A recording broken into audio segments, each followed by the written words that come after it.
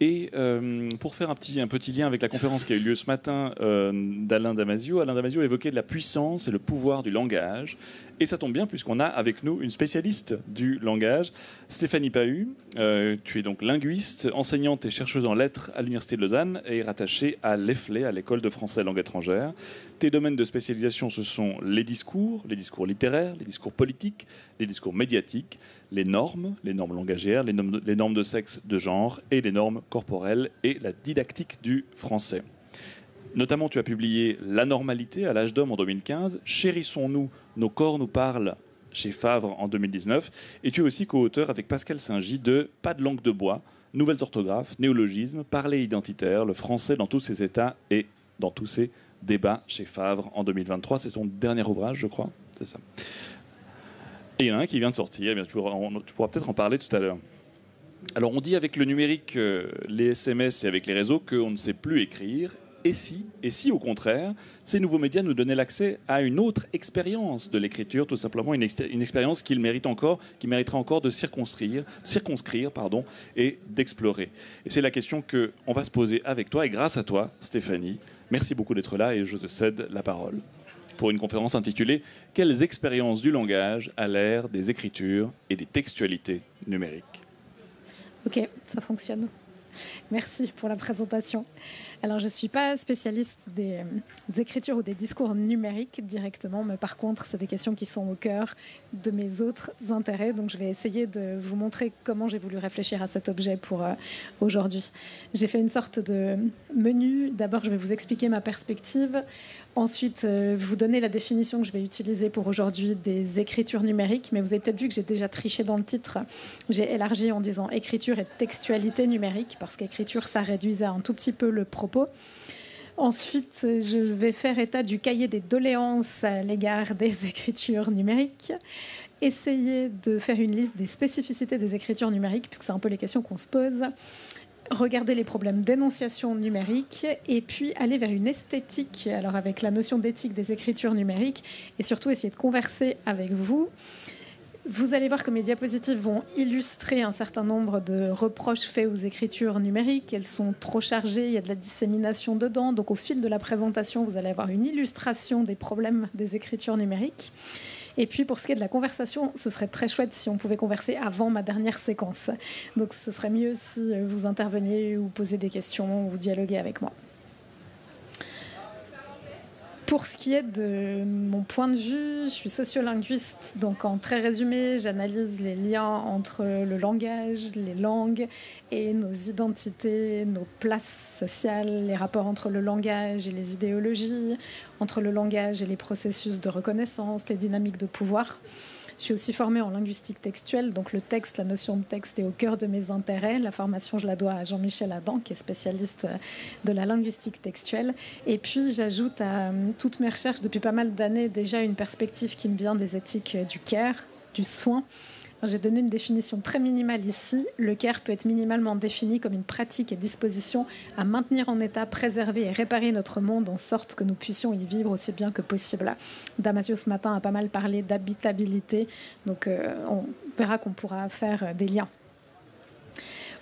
En gros, pour moi, les mots ne sont pas que des mots. J'ai une perspective qui est sociolinguistique, éthique. La langue, je la définis comme un dispositif social et symbolique constamment en variation du fait des innombrables expériences humaines qu'il irrigue et au sein desquelles il permet à chaque individu d'être un sujet qui compte, dans les mots des éthiques du care, précisément, d'être un sujet reconnu, d'agir. Et puis, je me suis permis d'ajouter ce qu'a dit Damasio ce matin. Le langage nous permet aussi de restituer l'ensemble des expériences sensibles, les points de vie et les affects. Et le langage nous permet de devenir au sens deleuzien du terme. Donc les mots participent de l'action et sont autant d'actions. Je pense que c'est bien qu'on ait une base de définition de la langue et du langage pour qu'on puisse ensuite réfléchir à ce que font les écritures numériques au langage. Pour ce qui est des écritures numériques ou des textualités numériques, je me suis basée sur les recherches qui existent. Au fil de la présentation, j'ai glissé des ouvrages théoriques qui permettent d'aller chercher des informations plus précises. Il y a tout un numéro de Corella qui est consacré au textuel et au textiel, donc précisément aux textualités numériques. Et j'ai retenu la distinction que font à la fois Pavot et Adam entre 3 états du numérique, parce que numérique est un terme qui est devenu générique et qui recouvre en réalité des réalités technodiscursives très variables, hybrides. Et Pavot et Adam retiennent une tripartition entre texte numérisé, ça il s'agit vraiment de numérisation, quand il y a un portage du texte imprimé, je peux scanner un document par exemple pour le mettre en ligne. Il y a le texte qui est numérique, là on parle d'édition numérique, donc d'exploitation, d'exploration native des possibilités numériques, mais c'est un texte qui reste produit hors ligne, qui peut éventuellement mais facultativement être mis en ligne. Et puis il y a le texte vraiment numériqué, qui est édité en réseau. Donc quand je parlerai de texte numérique, pour moi, ce sera plutôt les catégories 2 et 3. Vous verrez que j'ai juste numérisé quelques textes dans ma présentation, mais c'est surtout catégories 2 et 3. Concrètement, ça donne ça, un texte numériqué, parce que c'est toujours mieux si on voit de quoi on parle. Alors j'ai pris un échange que j'ai eu avec mon fils. Donc c'est WhatsApp, il y a de l'audio, il y a des mots plus ou moins français, il y a des abréviations, il y a des allongements, il y a des gifs, il y a de la vidéo, il y a les écureuils de Dorigny. Donc vous voyez que c'est ça, un texte numériqué, c'est plutôt hybride. Mais comme je fais les choses un peu sérieusement, j'ai quand même demandé l'autorisation à mon fils d'utiliser ces captures d'écran de notre conversation. Il y a quand même des principes éthiques à respecter. Donc hier, j'hésitais encore à ce que je voulais présenter comme capture d'écran. Je lui ai dit « Coucou, comment tu vas ? Je finis de préparer ma conf sur le langage numérique demain. Est-ce que tu m'autorises à utiliser ces captures d'écran de nos échanges ?» Ça m'a permis, cette textualité numérique, de lui faire une capture d'écran. Ça va plus vite. Et là, mon fils me répond « Force à toi, mais je vais bien ETT ». Alors là, évidemment, ma génération a fait que le ETT, j'ai dû mettre un point d'interrogation. Et toi? Donc là, je lui ai fait tout un petit développement linguistique dans un audio que je vous épargne, 1 pouce, et j'ai mis le merci. On reparlera de ces modifications de la graphie standard et attendue. Comme ça, vous avez une idée de ces objets sous les yeux. Pour ce qui est du numérique, alors j'ai repris ce que dit Marc Atala dans... Enfin, il l'a dit dans pas mal d'interviews. C'était aussi pour le remercier d'avoir organisé ce festival et puis de rassembler toutes ces réflexions autour de ces questions qui sont importantes. Alors, il a dit dans une interview, quand on parle du numérique aujourd'hui, on a tendance à plutôt l'identifier au mot cauchemar, solitude, dépendance, prévention. Ça, c'est la vision sombre. Donc, il y a tout un cahier des doléances de ce qu'on reproche aux écritures numériques. Appauvrissement, conditionnement, asservissement, conformisme, bruit, dissonance, inattention, sédentarisation, narcissisme, artificialité, algébrosement. Ça, c'est un mot de Valère Novarina qui est un petit peu plus ancien. Dépersonnalisation, dissociation, désincarnation, dématérialisation, abstraction, perte de sens et d'essence. On en a parlé avec Damasio. Intrusion, manipulation, langue de bois, fake, saturation, infobésité, cyberviolence. Et là, on pourrait faire une sous-liste, enfin une liste des sous-cyberviolences. Trolling, cyberharcèlement, shaming. Et les antidotes suggérés, en général, c'est la sobriété numérique, voire la déconnexion. Pour ce qui est du français, on déclare le français en crise et on considère assez souvent qu'il est diminué à force d'être augmenté. Ça donne ce genre de dessin de presse. La presse écrite n'intéresse plus les jeunes. Vous n'avez rien en texto. Et on dénonce notamment les textismes, les squelettes consonantiques, les sigles, les acronymes, les anglicismes et autres emprunts à l'arabe notamment, les bouleversements de la ponctuation, les logogrammes, PB pour problème, t'inquiète, miskine, je suis en PLS, etc. Et ça vous obligera à aller chercher tous ces mots que vous ne connaissez pas si vous ne les connaissez pas. Et je vous ai repris donc ce qui était dans l'échange avec mon fils. C'est horrible. Est-ce que qui est orthographié de façon singulière et puis de rien avec la prolongation consonantique.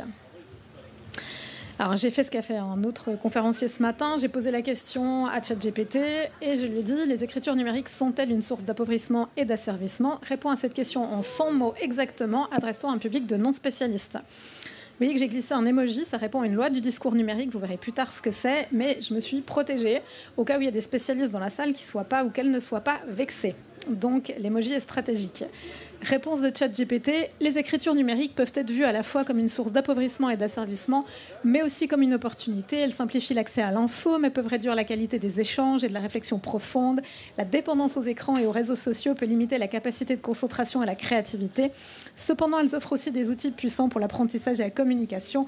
Le défi réside dans l'équilibre, profiter des avantages technologiques tout en évitant leurs pièges afin de ne pas sacrifier la richesse intellectuelle et l'autonomie individuelle. C'est super, il y a tous les mots-clés dont on a besoin, ça prend pas parti, c'est du positivisme, du négativisme. c'est un peu ennuyeux à lire. En gros, on en arrive à ce constat-là. Les univers numériques font l'objet, depuis leur apparition, du discours polémique et de positions tranchées. Il y a les technophiles et il y a les technophobes. Moi, j'aime bien ce qu'a dit Johan Recordon juste avant. Fondamentalement, c'est ni bon, ni mauvais, ni neutre. Je trouve que c'est plus intéressant que de cliver en deux catégories. Alors déjà, une première question. Vous voyez qu'il y a débat. Là aussi, j'ai un peu rectifié l'orthographe standard. Dorénavant, ce sera ça dans le diaporama. Les lectures du côté des éthiques du CAR m'intéressent beaucoup, et dans Une voix humaine, Carol Gilligan, qui revient sur ses écrits antérieurs, décrit l'initiation des enfants au code du genre. Elle parle notamment du fait qu'ils changent de voix, mais alors pas de voix simplement le vocal, mais ils changent de manière de s'exprimer, de se comporter à l'adolescence pour coller à certains codes du féminin et du masculin. Ils y perdent leur résonance, leur capacité à s'écouter et à trouver ce qui leur convient identitairement. Il y a une perte relationnelle, un sacrifice de la relation pour avoir des relations, une perte de leur voix sincère et de l'authenticité. Et ça m'a beaucoup intéressée parce que Carol Gilligan dit que beaucoup de jeunes filles interrogées à ce propos, elle a fait des enquêtes, appellent ça une crise de connexion. Alors je me suis dit, tiens, crise de connexion, ça marche assez bien avec le sujet. Alors on peut se poser la question, est-ce que les écritures numériques, elles multiplient les voies de crise de connexion, puisqu'elles multiplient les possibles identitaires, amplifient les tentations d'appartenance, les besoins de vérification, pour reprendre encore Damasio qui les a cités, ou les désirs de reconnaissance ou de validation sociale. Donc ça, c'est une première question qu'on peut avoir en tête. Ensuite, on passe aux spécificités des écritures numériques. Alors, il y a beaucoup d'ouvrages à disposition, mais il y en a très peu qui sont très synthétiques. Donc, il faut faire des synthèses soi-même et aller chercher toutes ces caractéristiques. Donc, j'ai fait une liste à partir des ouvrages de Pavot, de Burger, notamment, qui est ici à l'UNIL. Alors, les écritures numériques, elles sont hybrides. Certains parlent de zones graphiques parlées. Les textes numériques sont aussi composés. On parle de matériaux architectural, de composites technolangagiers, de technodiscours. Ces textes sont délinéarisés. On l'a vu avec l'échange avec mon fils, par exemple. Ils sont augmentés de gifs, d'images, de sons, de vidéos, de toutes sortes de choses. Ils sont dans la relationnalité, il y a de l'affectivité, il y a un aspect ludique aussi. Ils sont investigables puisqu'on peut faire des recherches. On peut rechercher à l'intérieur d'un échange WhatsApp, par exemple, ce qui concernait les écureuils de Dorigny. Je peux retrouver toutes les vidéos que j'ai envoyées avec des écureuils. Ils sont imprévisibles parce que n'importe qui peut écrire à n'importe quel moment, réagir à n'importe quel moment. Et il y a aussi un phénomène d'octorialisation, d'énonciation éditoriale ou de communauté en ligne. Les textes sont rarement produits par une seule personne. On reviendra à cette idée-là. Enfin, il y a une question d'entextualisation ou de dissémination. Les textes peuvent être repris, partagés, peuvent être disséminés, et ça ouvre des voies royales au plagiat. On est bien placé pour le savoir quand on enseigne. Toutes ces caractéristiques des technodiscours font que nos relations socio-langagières sont connectées de manière singulière aussi. Et pour moi, il y a pas mal de paramètres à avoir en tête quand on réfléchit à ce qu'on fait quand on écrit numériquement ou quand on textualise numériquement. Alors là aussi, j'ai fait une sorte de synthèse avec plein de ressources bibliographiques que vous pourrez aller consulter dans les détails. Pour moi, c'est tous les points qui peuvent être intéressants. Il y a des choses positives et des choses moins positives. Il y a une ouverture de la liberté d'expression, une démocratisation de la parole et de l'écriture, une autonomie accrue, une multiplication des débats, mais notamment sensibles. On a aussi des phénomènes d'hyper-indignation. Certaines incivilités font partie désormais des textualités numériques. On a des formes d'immédiateté. On a parlé de la dissémination, des flux continus, de la saturation. La question de l'absence de consentement aussi. Une distance physique. Alors ça, c'est à double tranchant, parce que d'un côté, on est protégé, on peut écrire n'importe quoi à n'importe qui, mais de l'autre côté, on est déconnecté, il y a moins de résonance, donc on risque de faire preuve d'absence d'empathie et de ne pas en avoir en contrepartie. Il y a les phénomènes de pseudonymat, de dépersonnalisation. Il y a l'effet cockpit, c'est un effet de désengagement et d'irresponsabilité. C'est pas grave, c'est en ligne, c'est pas vraiment du réel, je peux dire n'importe quoi, ça n'aura pas d'effet concret. Les phénomènes de géolocalisation, les phénomènes de mimétisme, de conformisme, on sacrifie l'exigence intellectuelle, on va vers le banal. On a aussi la question des technodiscours qui aident, par exemple, les technologies de genre. Est-ce que ça ne favorise pas des effets de conformisme aussi ? On a les phénomènes d'exposition. On parle beaucoup de soi dans les textes, mais c'est à double tranchant. De nouveau, on recherche des phénomènes de validation, de popularité, mais on peut avoir des retours, des effets assez négatifs de tout cela. Et puis, il y a aussi des cultures peu positives qui sont nourries, comme la culture de l'humiliation, le fait d'intimider, de faire honte, de discriminer. J'ai parlé du shaming avant. Donc, tout ça, c'est des choses qui vont avec nos relations socio-langagières, connectées, ou peut-être qu'on pourrait les dire déconnectées, puisqu'on est à distance quand même corporelle et qu'il y a des risques de désincorporation ou de désincarnation. Alors là encore, un autre, il y a débat. Cette fois, je l'ai mis équinté, parce qu'il y a plusieurs graphies, donc je voulais vous montrer qu'on avait beaucoup plus de liberté dans les écritures numériques que dans une copie dans mes cours à l'école de français langue étrangère. Les linguistes qui pensent que tout passe par le langage et qui ont souvent raison auraient envie de définir l'identité numérique comme la forme du sujet de l'énonciation en ligne, c'est-à-dire son pseudo, son avatar, sa signature. Cette conception est réductrice. L'identité numérique est l'ensemble des données personnelles que nous déposons ou laissons à notre insu sur le web, etc. Donc ça nous oblige, les écritures numériques, à réfléchir à la notion d'auteur, d'énonciateur, et à se demander comment on peut cerner qui est derrière ou à l'instigation d'un texte. Alors, ça pose une question vraiment importante dans nos domaines, dans la recherche, par exemple. On peut se demander qui est l'énonciateur d'un texte. C'est ce que fait un auteur, Marcello Vitali Rosati. Il dit, mais qui est l'auteur de mon texte? Donc le texte qu'il a écrit, qu'est-ce que l'écriture numérique, que je vous conseille d'aller lire d'ailleurs. Il dit, il n'y a pas de fonction d'énonciation unitaire et on ne peut pas non plus en différencier plusieurs. Le nom de l'auteur est une hypostase. Les noms cités sont d'autres hypostases. L'énonciateur est un ensemble hétérogène de dispositifs techniques, annotations, textes, liens, algorithmes de recherche, outils d'écriture, outils bibliographiques, qui font peut-être émerger des noms comme des après-coups. Le nom de l'auteur, des annotateurs, des éditeurs ne sont que les après-coups cristallisés et hypostasiés des fonctions dynamiques de production de l'écriture et de l'organisation textuelle. Il y a un peu de jargon. D'ailleurs, on parle de jargon techno-numérique, ça fait partie de la liste des doléances, j'aurais pu l'ajouter. Mais ça fait que si je suis plus honnête que ce que je ne l'ai été jusqu'à présent, sur ma page de titre, je ne dois pas juste mettre mon nom et linguiste, mais je dois mettre et al. Parce qu'en fait, il y a beaucoup de voix qui ont participé à la construction de ce texte qui est ma présentation PowerPoint, très clairement. Il y a mon fils, il y a plein de chercheurs, il y a énormément de voix. Donc on devrait peut-être réfléchir à est-ce qu'on ne met pas systématiquement ce et beaucoup d'autres. On a aussi des phénomènes intéressants. On a des formes d'énonciatrices, énonciateurs numériques spécifiques qui naissent avec les écritures ou avec les textualités numériques. J'ai mis énonciatorat pour avoir une forme d'inclusivité. On a des figures de locutrices nées sur Internet et qui n'ont pas d'équivalent hors ligne, pour donner la définition de Marianne Pavot. Alors Marianne Pavot cite par exemple le grammar nazi, c'est l'usager ou l'usagère dont l'activité principale est de produire des discours correctifs et normatifs. Je pense qu'on en a toutes et tous autour de nous suffisamment. Et on a les trolls qu'on a évoqués dans les conférences précédentes, des outils de perturbation, destruction massive des fils de discussion. Il y a beaucoup d'autres types d'énonciateurs, trices numériques spécifiques. J'en ai pris 2 qui étaient assez parlants. Alors là, on a vu le côté plutôt négatif, quand même. Je reprends le même entretien de Marc Atala, mais je prends la partie suivante juste après. Je l'avais coupée.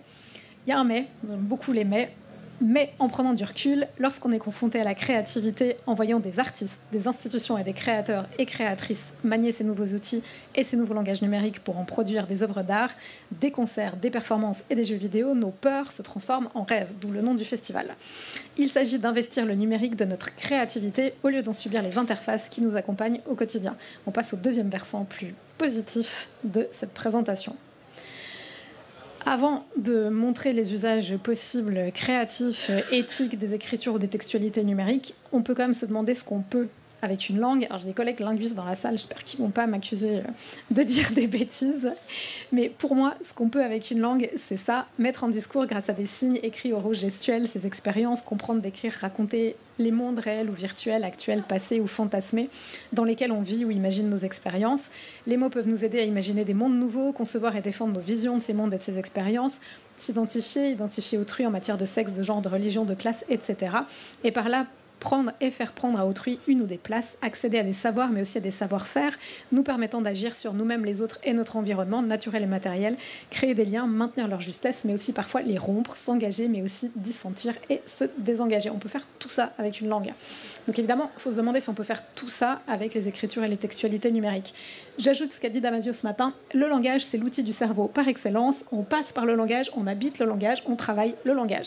Je trouvais que c'était joli pour compléter ma définition. Les fonctions du langage et des langues, c'est un classique. On a un peu revisité avec mon collègue Pascal Saint-Gy. Il y a plein de fonctions. La fonction de communication, c'est la fonction de base. On ne se limite de loin pas à ça.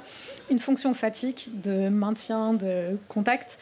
Une fonction esthétique ou poétique, un travail sur les formats des messages, pour le dire vite. Une fonction d'économie. Une fonction identitaire qui est fondamentale. Une fonction cryptique, c'est ce que fait mon fils quand il dit ETT pour me dire « et toi ». C'est très cryptique, mais j'ai pu élucider quand même. Une fonction cathartique, Damasio en a beaucoup parlé, c'est le fait que le langage nous permet d'aller mieux. Alors, Pascal Saint-Gy aime bien donner l'exemple de quand on lâche quelque chose par terre, si on dit zut, ça nous soulage peu. Si on dit un gros mot, ça nous le soulage beaucoup plus. C'est son illustration de la fonction cathartique. Pour moi, il faut ajouter aussi une fonction solidaire. Ça nous permet de nous mettre en lien avec nous-mêmes, les autres et nos environnements. Et puis, j'ajoute, ça on l'a pas fait dans Pas de langue de bois, une fonction dans Métamorphose. J'emprunte le terme au philosophe Rosa Hartmut qui décrit en Métamorphose comme la capacité de s'approprier, non pas pour posséder, non pas pour cumuler du pouvoir ou des compétences ou des capacités, ni même des capacités, mais pour être capable de se transformer au fil de nos expériences. Donc je trouve que c'est une fonction qu'on pourrait réellement ajouter. Il y a débat. Cette fois encore avec le T, les écritures textualité numérique remplissent-elles toutes les fonctions précitées? Les remplissent-elles autrement ou en remplissent-elles d'autres? Ça, c'est ouvert. Donc si quelqu'un a envie d'intervenir, après, on pourra en discuter. Toutes ces écritures et textualités numériques génèrent des nouveaux usages et des nouvelles formes de politesse. Alors la politesse linguistique, c'est un sujet qui est très chouette à traiter avec les étudiants, surtout dans des perspectives interculturelles. On parle notamment en linguistique et en sociolinguistique des maximes de Graes, maximes de quantité, qualité, relation, manière. Donc on nous donne des conseils sur ce qu'il faut exprimer pour être entendu, non pas seulement pour faire entendre sa voix, mais pour qu'il y ait vraiment une relation possible. On est passé avec les écritures ou les textualités numériques aux lois des discours numériques. Il y en a plein. Alors là, j'ai un exemple de texte numérisé, parce que je vous ai fait une photo du livre de Marianne Pavot. Et ça, c'est pour vous inciter, pour faire du teasing, à aller voir ces 10 lois. Vous ne les découvrirez pas, les 10, aujourd'hui. Il y a la loi de Godwin, la loi de Cohen, la règle 34, la loi de Dante. J'espère que ça crée un suspense. J'en ai pris 2 pour vous montrer à quoi ça ressemble. La loi de Poe dispose que sans un smiley qui cligne de l'œil ou un autre moyen bien flagrant de bien marquer que c'est de l'humour, il est impossible de faire une parodie sans être attaqué directement par une personne qui confondrait l'humour avec une réalité et non pas la réalité. D'où mon petit smiley un peu désolé au début pour dire désolé s'il y a des spécialistes dans la salle, j'ai mal calibré ma présentation. La loi de l'exclamation, elle est très intéressante, surtout pour les personnes de ma génération qui ponctuent beaucoup trop les messages. On connaît notre âge dès qu'on a mis des points à la fin d'un mot. Enfin, c'est mort, on sait qu'on n'a plus 30 ans. La loi de l'exclamation donc dispose que plus il y a d'exclamations dans un email ou un autre type de post, plus il y a de chances qu'il s'agisse d'un parfait mensonge. C'est aussi vrai pour les majuscules. Retenez. Donc, ça, c'est pour déboursailler tout ça. Maintenant, ce qui m'intéresse aussi, c'est de parler d'éthique communicationnelle pour résister à plein de doléances. La négligence, l'inattention, l'insensibilité, la volatilité, l'histrionisme, l'inconstance, la complaisance. Il y en a 2 qui sont plus grands, c'est parce que Damasio les a cités ce matin aussi. Il y a pas mal d'ouvrages qui réfléchissent à ces questions d'éthique communicationnelle. En gros, il y a pas mal de paramètres à respecter, être attentif à l'écoute, lire, avoir un soin discursif. Pensez aussi à la notion de consentement. Est-ce qu'on est sûr de consentir à lire quelque chose? Et est-ce qu'on va le faire avec cœur? La responsabilité, l'engagement, une forme d'agentivité, la réflexivité, l'anticonformisme, le rejet des doubles standards, et puis le fait de tenir parole. Donc, on peut appliquer toutes ces considérations et se poser la question d'établissement d'une éthique des discours numériques. Marianne Pavot l'a définie comme suit. L'éthique du discours numérique est l'ensemble des critères d'acceptabilité des discours produits sur Internet par rapport aux valeurs reconnues par les usagers dans un espace et dans un temps donné. Il y a plein de paramètres aussi qui sont liés à ces réflexions sur l'éthique des discours numériques. En ligne, il y a un lien intrinsèque entre discours et action. On a vu que tout mot supposait une action aussi, mais c'est des formes d'action ou des liens différents. On parle d'éthique discursive et relationnelle. Il faut penser à la place du consentement. Les événements discursifs moraux sont fréquents, donc il y a pas mal de phénomènes d'indignation, donc il faut penser à des dispositifs solidaires. On parle aussi de notion d'intégrité discursive. On parle aussi d'élaboration de capitaux sociaux par les activités discursives. Et puis, au fond, ce qu'on questionne, c'est la responsabilité énonciative. Ça, c'était pour la question plutôt éthique. Et maintenant, le dernier point, pour moi, qui est important, c'est de se poser la question d'une esthétique numérique. Donc, est-ce qu'on peut faire des jolies choses? Est-ce qu'on peut être créatif avec des textes et des écrits numériques? Alors, je repars d'un élément de sociolinguistique, d'une typologie des variations de Gadet. Pourquoi? Parce que, pour moi, ce qu'on cherche à faire quand on essaye d'avoir une voix, c'est de trouver un style, à savoir de se créer une langue à l'intérieur de la langue. Damasio en a parlé aussi ce matin. Et de trouver une langue étrangère à l'intérieur de la langue, mais étrangère parce qu'avec les mots des autres, on va dire quelque chose qui nous est propre. Et c'est intéressant de se poser la question des variations de ce qui fait que ma manière d'écrire sera singulière. Alors, classiquement, on apprend aux étudiants 5 types de variations. La variation diachronique en fonction du temps, des époques. La variation diatopique en fonction des lieux. Vous aurez peut-être repéré que j'ai un accent d'Yverdon. C'est plutôt approprié puisque c'est la suite du Numérique Games qui avait lieu à Yverdon. La variation diastratique en fonction des types de sociétés, de communautés, des catégories socio-culturelles, économiques. La question des classes est à cette ligne. La variation diaphasique qui touche plus au style individuel, et puis la variation diamésique qui touche aux différences qu'il peut y avoir entre l'oral et de l'écrit. Là, il y a déjà quelque chose qui est bousculé avec les écritures ou les textualités numériques, puisqu'on est à cheval entre l'oral et l'écrit, qu'on peut avoir des hybridations. Donc là, il y a quelque chose aussi qui nous oblige à réfléchir à ce type de variation. Et moi, je pense que c'est intéressant et que les écritures numériques et les textualités numériques nous forcent à ajouter un type de variation. Alors, je suis très triste, j'aurais bien aimé avoir l'idée toute seule, mais ce n'est pas le cas. C'est une chercheuse, Alferaz, qui propose, mais qui ne développe pas vraiment son idée, donc il y a vraiment quelque chose à faire.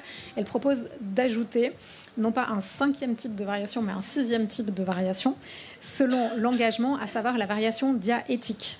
Je choisis un style d'écriture numérique en fonction des engagements que je veux porter. Alors, ça peut être quelque chose de très militant, ou ça peut être simplement quelque chose qui manifeste une forme de responsabilité, un souci de l'inclusivité, de la diversité ou de l'égalité pour reprendre des valeurs qui sont chères à l'université. Donc, est-ce que les écritures textuelles et numériques peuvent être décomplexantes, créatives, réhumanisantes? Pour finir la présentation, avant qu'on puisse discuter, ce sera plus intéressant, je vous ai mis quelques diapositives qui présentent alors, le mot innovation n'est pas toujours bien reçu, donc qui présentent des stratégies discursives, créatives, ludiques, originales ou questionnantes.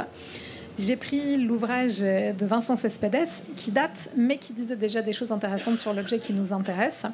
Un personnage qui se pose des questions justement sur les textos. À l'époque, c'était plutôt ça qu'on questionnait.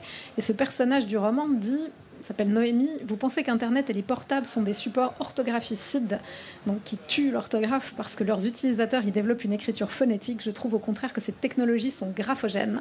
Elles engendrent de nouvelles graphies, elles décomplexent vis-à-vis des trop rigides normes orthographiques, mais surtout elles permettent aux jeunes de réinvestir l'écrit en se l'appropriant. Donc peut-être que les jeunes pourraient s'en métamorphoser avec ces écritures numériques. Autre chose qui m'intéresse beaucoup chez Pavot, qui revient sur les notions de fluidité, de liquidité des univers numériques et des écritures numériques. Elle dit, dernier phénomène qui affecte la figure du scripteur-énonciateur sur le web, la fluidité des choix de style et de genre sur le web. L'idiolecte désigne la langue au sens très large d'un individu, ses façons de parler, tournures, usages lexicaux, etc. Et la notion est souvent appliquée aux écrivains. Il y aurait un idiolecte balzacien, camusien, proustien, on peut appeler ça le style ou la voix, donc ça dépend des courants de recherche et des cadres de pensée, des cadres théoriques. Cela veut dire qu'on reconnaît aux modalités d'écriture d'un auteur des constantes identifiables par des récurrences. Sur le web, ce peut être le cas, comme ce peut être exactement le contraire. Les possibilités d'inscrire son écriture dans des lieux multiples sous des noms différents permettent une sorte de polylecte, donc idiolecte, polylecte. Le scripteur marie plusieurs styles, plusieurs genres de discours, plusieurs répertoires langagiers. Si son identité de chair et d'os est stable, mais qu'il connaît, il exploite au maximum la distinction posée par Ducrot dans les années 70. Le sujet parlant, l'être dans le monde, est différent de l'énonciateur, celui qui prend la parole, qui inscrit son dire dans une énonciation. Si cette distinction n'est pas spécifique, car elle est évidemment à l'œuvre dans les univers discursifs hors ligne, elle est particulièrement disponible en ligne. Et là, on peut se poser une question. On a un univers discursif qui est liquide, des styles qui sont fluides, mais est-ce que forcément ça signifie qu'il y a déliquescence ? Et puis, ça répond aussi aux interrogations de Damasio ce matin. On a une ouverture à l'hybridation, peut-être à la furtivité et à la volte. Alors, 2 ou 3 encore propositions singulières. Ce qu'on appelle l'algospeak, qu'on a décrit avec Saint-Gilles dans Pas de langue de bois, c'est un nouveau langage pour duper les algorithmes. Ce dernier consiste à triturer mots ou expressions pour leur permettre d'échapper à la censure. Donc ça, c'est intéressant, c'est une trace de furtivité.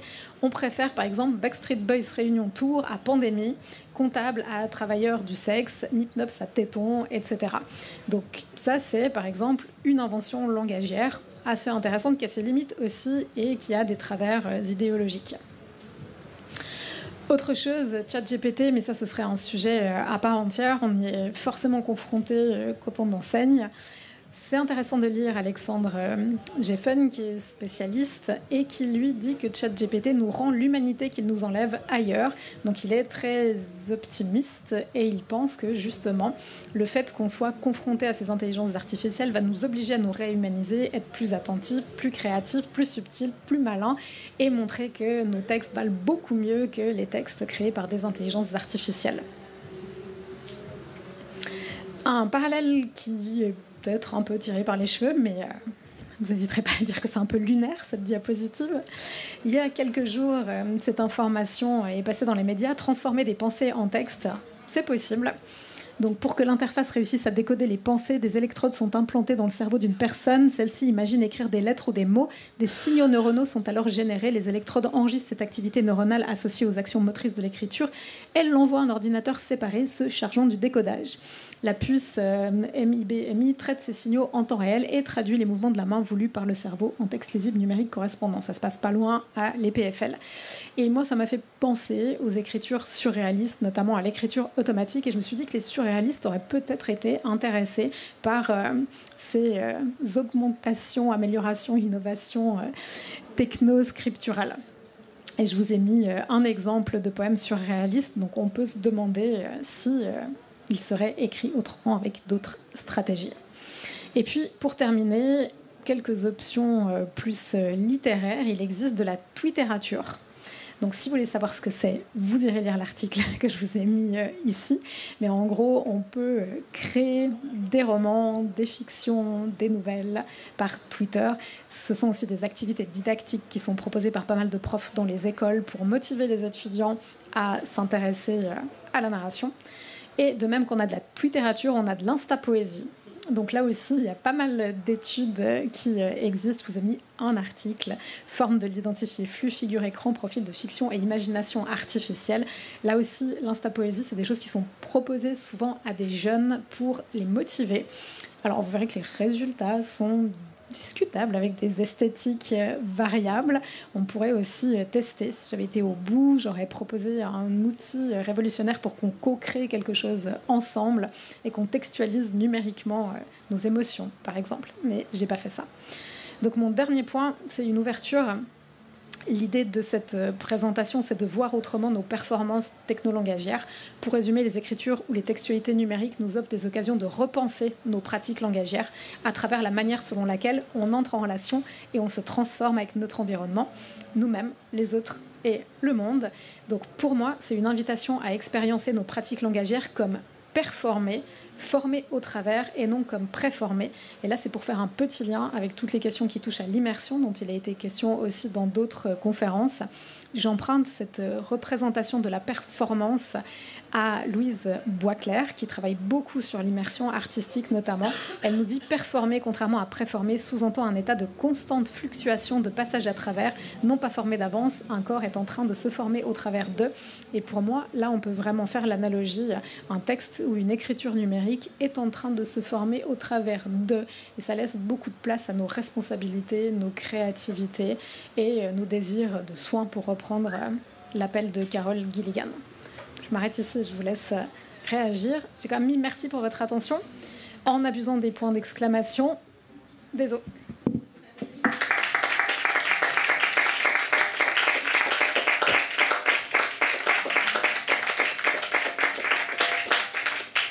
Merci infiniment Stéphanie pour...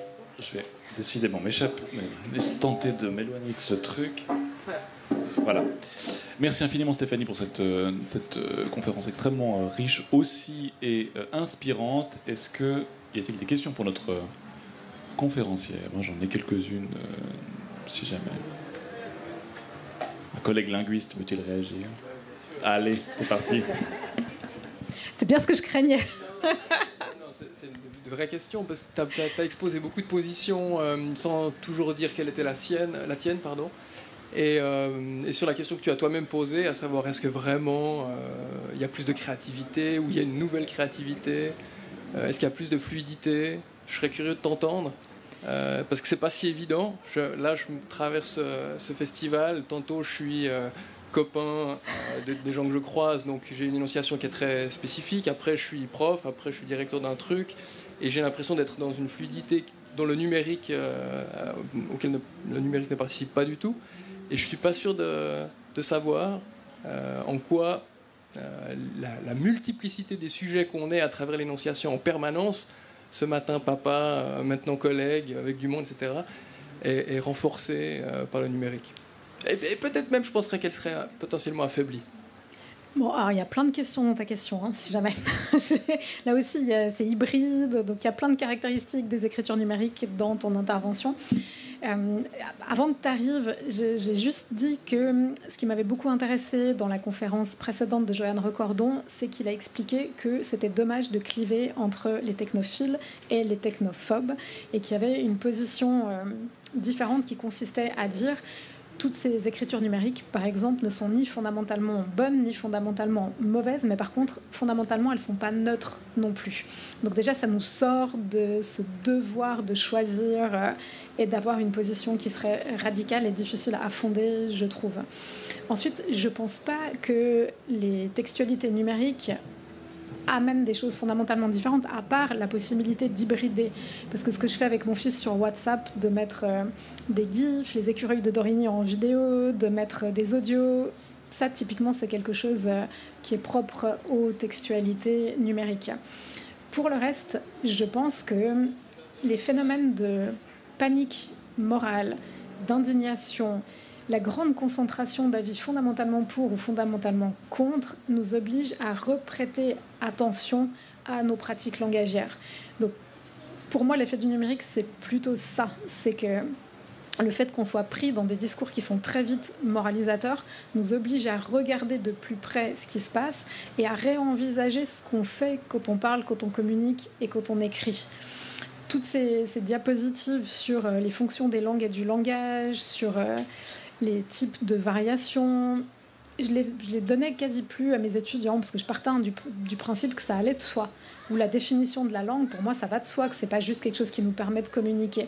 Mais je me suis rendu compte que ça n'allait pas de soi. Donc pour moi, une des vertus de ces innovations technolangagières, ou de ces nouvelles architectures technolangagières, c'est nous obliger à réfléchir à nos autres manières de communiquer aussi.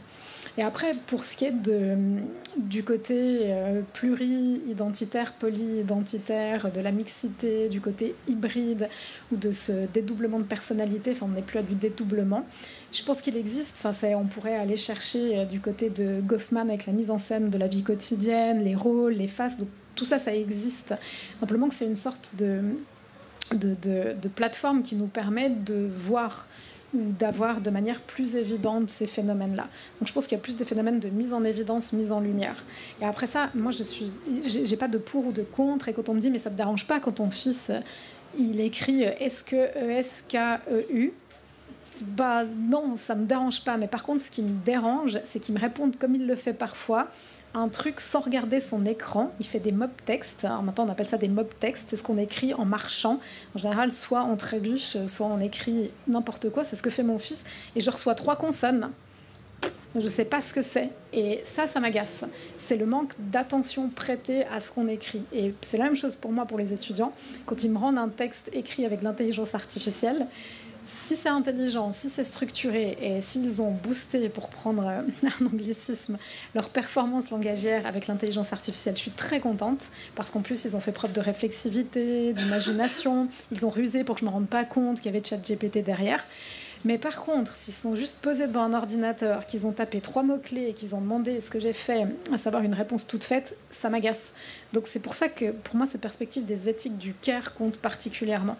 Donc moi je prône plutôt l'attention prêtée à nos pratiques langagières, quelles qu'elles soient. Donc si je te suis bien, le ETT par exemple, le point d'interrogation derrière le ETT, tu étais presque en soupçon de mob texte, et en fait le fait qu'il l'explique, c'était en fait ça a enrichi ton rapport à la linguistique.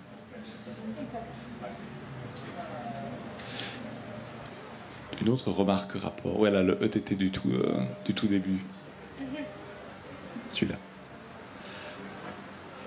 Moi, je me demandais quel regard est-ce que tu portes, parce que tu as beaucoup évoqué les enjeux finalement que les écritures numériques permettaient en fait aussi de développer vis-à-vis des catégories convenues de l'analyse de texte ou de l'analyse littéraire en général, qui est l'auteur, dans quelle mesure est-ce que, du coup, j'ai beaucoup aimé la proposition de l'énonciatoria pour bien signifier qu'il y avait une communauté derrière. Ma question c'est, quel regard est-ce que tu poses sur la dimension, sur la littérarité, sur le rapport entre littérarité et écriture numérique. Par exemple, ces auteurs auteurs ou autrices d'ailleurs, qui utilisent les écritures numériques à des fins de constitution d'une œuvre littéraire. Est-ce qu'il y a une plus-value symbolique? Est-ce que ce ne serait pas finalement un moyen de booster, pour reprendre ton anglicisme, l'intérêt académique, par exemple, l'intérêt de la recherche, voire la valorisation par la recherche de ces écritures, parce que tout d'un coup, certains écrivains et écrivaines s'en emparent? C'est des questions pièges. Parce que ça revient à fonctionner avec une définition du littéraire ou de la littérature qu'on n'a pas. Donc déjà là, c'est compliqué. Après, il y a les points positifs. Il y a une forme de démocratisation, de plus grande accessibilité, le côté plus ludique, peut-être de dédramatisation aussi. On a l'impression que si la littérature se trouve sur ces espaces numériques, c'est moins terrible que du Proust dans la Pléiade. Donc il y a des phénomènes positifs. Après, il y a tout l'envers de ces critères positifs. N'importe qui aujourd'hui peut se déclarer écrivaine, écrivain, auteur. D'ailleurs, les gens s'auto-éditent aussi volontiers. Et on est très vite dans des jugements moraux. Donc c'est très compliqué. Donc je pense qu'il faut garder une hygiène descriptive et continuer à faire ce qu'on fait, en tout cas nous en tant que linguistes, à savoir décrire les pratiques langagières scripturales, éventuellement essayer de déterminer des styles. Mais c'est peut-être pas à nous de répondre à ces questions. Est-ce que c'est mieux? Est-ce que c'est positif? Je pense que très concrètement, dans les écoles, dans les gymnases, dans les écoles de langue, la littérature circule aussi sous ces formats et on essaye de tenter des publics qui sont peut-être moins spontanément favorables aux expériences littéraires avec ces nouveaux moyens numériques. Est-ce que ça fonctionne ou pas? Il faudrait aller sur des enquêtes de représentation et d'expérience. Mais je pense que c'est ça aussi qui compte, c'est de se dire qu'on fait de toute façon des expériences de la littérature, qu'on soit du côté de la production ou de la réception. Et on fera une expérience en écrivant sur papier ou en lisant sur papier, on en fera une autre sur les espaces numériques. On ne peut pas aller tellement plus loin que ça dans la réponse.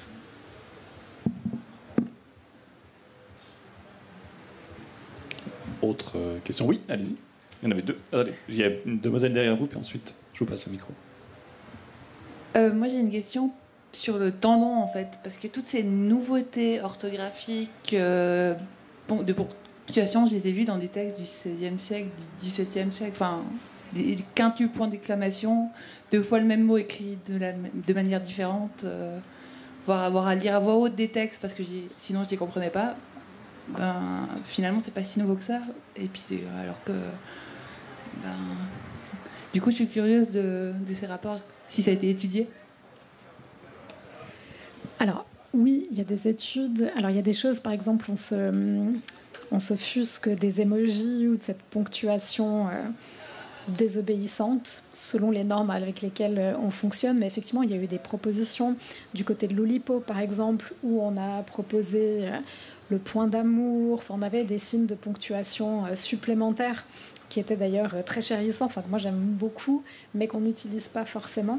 Donc je pense que là, la question qui est sous-jacente, c'est celle des normes avec lesquelles on fonctionne et surtout des représentations de ces normes et d'un manque d'information des gens qui prennent part au débat. Donc je décale un peu.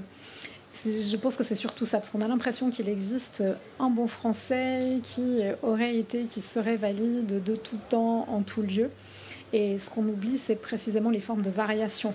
Et c'est pour ça que j'ai repris aussi Gadet. Dans les variations diachroniques, c'est la première. Donc quand on a ces réflexions, on devrait utiliser tous ces éléments pour réfléchir aux productions qui sont contemporaines. Mais on voit bien, si on regarde les débats, que ce n'est pas le cas. Mais ça peut être la même chose quand on débat de l'écriture ou de la communication inclusive ou des rectifications orthographiques. Enfin, tous ces débats amènent des questions qui sont assez proches de la vôtre. Il y a plein de choses qu'on faisait dans des époques antérieures qui ne dérangeaient pas, qui passaient inaperçues, où on avait une plus grande variabilité précisément. L'orthographe était plus fluide à certaines époques et on tolérait plusieurs graphies co-occurrentes et non pas concurrentes, alors qu'aujourd'hui on s'écharpe pour des petits morceaux de mots. Donc voilà, donc je pense qu'il y a une forme d'inconscience historique ou de manque d'information. Même dans l'académie, enfin, des gens qui... au Figaro, Oui, bah même. Mais il existe quand même quelques études. Mais oui, il y a pas mal de raccourcis. C'est un peu à la suite de ce que vous disiez. Moi, je me disais, finalement, des variations dans la langue, si on regarde dans l'histoire, depuis le Moyen-Âge ou même avant jusqu'à maintenant, que de discussions il y a eu. Et par rapport au Midi, au Nord, le provençal, enfin, les différents dialectes. Donc, il y a toujours eu. Et puis chaque fois, on se bagarrait un peu, mais les changements étaient beaucoup plus longs. Et ça tardait beaucoup plus. Donc, avant, c'était les manuscrits, puis regardez le théâtre en vieux français. Mais à ce moment-là, il y avait des bougies et pas des lumières. Donc, et alors, ce qui s'est passé, et puis après, à partir de ces derniers siècles, il y a le Lipo, il y a le Dada, il y a le surréalisme, il y a enfin des tas de choses. Artaud, regardez comment il a été critiqué et puis encensé, enfin plein de choses. Mallarmé, enfin tout ça, Proust même. Bon, mais alors, il me semble que maintenant, avec l'arrivée du numérique aussi dans le langage, mais avec l'arrivée de beaucoup d'autres choses, ça s'accélère de plus en plus. Alors l'accélération, c'est quelque chose qui rend plus difficile. Et puis, s'il y a tellement d'indéfinitions, avant on se bagarrait pour l'accent circonflexe ou pas accent circonflexe, maintenant tout ça est tellement nouveau et tellement vient de l'extérieur d'abord, parce qu'il y a beaucoup de technologie. Et alors, il me semble que avec ça, quel rapport, ce serait ma question, y a-t-il dans quelle mesure le langage, les variations de langage, inclus le langage numérique, contribuent dans le monde actuel à donner, parce qu'il y a tellement de moments, tellement une augmentation de l'angoisse, de l'anxiété, de la difficulté de savoir quelle est son identité, de comment distinguer entre tu n'es pas un ancêtre autoritaire et tu es quelqu'un, etc. Donc finalement, on se bagarre avec ces mots-là et ça se met ensemble avec la guerre, les partis politiques qui ne donnent plus un programme mais qui ne font que s'insulter. Et alors tout ça ensemble, il me semble que ça contribue à augmenter actuellement l'augmentation des dépressions, des anxiétés, des psychoses. Avant quand même, on arrivait à savoir un peu qui on est qui, et ceci est du dedans, de l'extérieur. Et ça donne une difficulté plus grande dans la communication parce qu'on ne sait pas qui on est et dire qui je suis, j'ai à l'intérieur et je veux te communiquer quelque chose. Maintenant, c'est presque comme je ne te reconnais pas comme un autre et je ne reconnais pas que moi, je me construis à travers la relation. Et ça va trop vite et qu'on a de la peine à assimiler tout ça et que ce langage numérique le renforce. Alors, si vous avez 2 heures devant vous, hein, je résume. Je ne sais pas par quel bout prendre toutes ces remarques. Je pense que la question de l'insécurité linguistique, c'est le fait de ne pas se sentir légitime dans sa manière de parler et de comparer sa manière de s'exprimer à celle d'autres que l'on considère comme légitime. Ça, c'est quelque chose qui a été décrit par Labov dans les années 70 déjà. Alors maintenant, on peut évidemment transporter ce concept, l'adapter et parler d'insécurité discursive numérique. Alors, est-ce qu'elle est plus forte ou moins forte? Je pense qu'il faut croiser avec certaines des spécificités des écritures et des textualités numériques qu'on a vues, à savoir la possibilité, par exemple, de valider quelque chose sur les réseaux. On peut être commenté, on peut être liké. Donc ça accentue le phénomène de besoin de reconnaissance ou de validation, de validité. Alors, c'était déjà comme ça avant. Quand on prenait la parole, on était validé ou pas. Les gens commentaient, sauf que ce n'était pas affiché tout de suite et qu'on n'avait peut-être pas accès directement à cette validation d'autrui. Donc peut-être que ça nous met plus devant ce phénomène de besoin de trouver sa place ou ses places dans des espaces socio-culturels, économiques, etc. variés. Donc certainement que ça affiche certains des paramètres de nos socialisations langagières. Donc ça ne veut pas dire que ça accentue, mais ça veut dire que ça montre plus. Et peut-être que si je vois que quelqu'un, là par exemple, si vous étiez en train de réagir en ligne, vous pourriez mettre des likes ou pas, des cœurs ou pas. Et si je voyais tout de suite que ça s'affiche, peut-être que je ne serais pas bien et que je ne voudrais même plus finir de vous répondre parce que j'aurais trop honte et que je partirais me cacher sous la tente d'à côté. Donc le fait de voir, mais je ne pense pas que ça crée ces phénomènes, ni même que ça les accentue, mais ça les visibilise en tout cas. Et pour moi, autour de la variation, je pense que c'est vraiment fondamental d'ajouter cette variation dialectique. La seule chose qu'on peut faire, c'est d'augmenter la réflexivité, l'éducation à la communication, l'éducation au langage numérique, à la communication numérique, et vraiment insister sur la responsabilité, non pas seulement individuelle, mais individuelle et collective. Donc je pense que c'est là, il faut qu'il y ait une éducation au numérique, au langage numérique, aux textualités numériques. Je pense que c'est ça qui est important. C'est là qu'on a en tout cas une petite marge d'action ou de co-action avec différentes instances, qu'elles soient éducatives, universitaires, qu'elles soient politiques aussi. Avons-nous une dernière question pour notre... Oui, ce sera la dernière question du débat. Justement, la langue, elle s'est toujours écrite d'une manière très différente. Mais à partir du XVIIe siècle, il y a eu l'Académie française pour le français, qui était comme un balancier et qui donnait un juste écrire, disons. Aujourd'hui, l'Académie française continue d'exister, mais quel est son rôle et est-ce qu'elle prend en compte, en fait, l'écriture numérique et elle la régule d'une manière ou d'une autre en donnant quand même un balancier contemporain avec des normes différentes, mais est-ce qu'elle le donne en fait encore? Non, alors je vous invite à aller découvrir le bouquin qu'on a écrit avec Saint-Gy, Pas de langue de bois, parce qu'on raconte la place, les rôles de l'Académie française, justement. Elle n'a aucun pouvoir prescriptif. Donc l'Académie française, elle décrit... Alors, il y a beaucoup de choses sur les sites de l'Académie. Il y a une rubrique qui s'appelle « Dire et ne pas dire ». Et parfois, il est question de phénomènes technodiscursifs.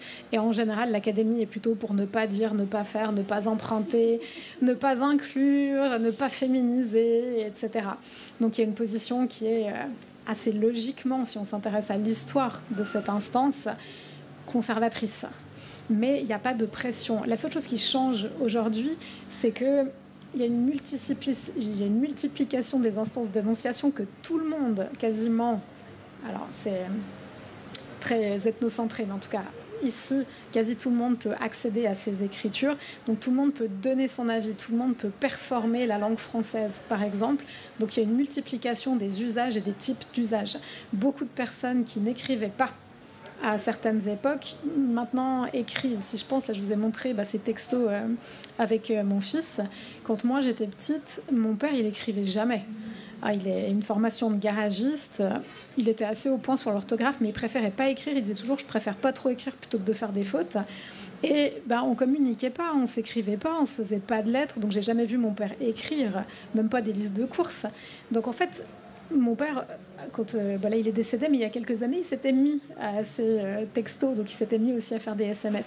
Donc il y a une forme de démocratisation qui fait qu'il y a plus d'usages. Et il y a aussi un autre phénomène, c'est que, alors, comme il y a une diversité d'utilisateurs et d'utilisatrices, il y a une diversification des usages, mais il y a aussi une diversification des personnes qui se pensent spécialistes.